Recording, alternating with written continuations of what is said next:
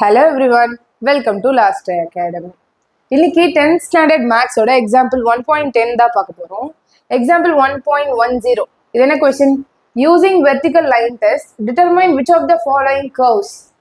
Figure 1.18a, 1.18b, 1.18c and 1.18d represent a function அப்படின்னு கேட்குறாங்க. ஓகேங்களா? ஃபங்க்ஷனா இல்லையா கிராஃப்ல பார்க்கணும்னா என்ன பண்ணும்? அவங்களே வெர்டிக்கல் லைனும் வந்து நீங்க கொடுத்துருக்காங்க. நம்ம ஜஸ்ட் இது எத்தனை பாயிண்ட் வருதுன்னு பார்த்தா போதும். இங்க என்ன ஆகுது? 2 பாயிண்ட்ல மீட் ஆகுது.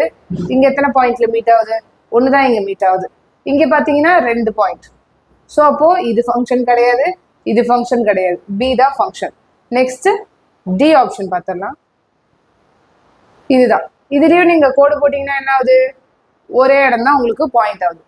So P and T represent a function because vertical line meets the curve in at most 1 point. ஒரு பாயிண்ட் தான் வருது. ஆனா அந்த a அப்படின்றதோ cன்றதோ does not represent a function because vertical line என்ன பண்ணுது? 2 பாயிண்ட்ல மீட் பண்ணுது அப்படின்னு சொல்லி முடிக்கிறாங்க. Okay, thank you.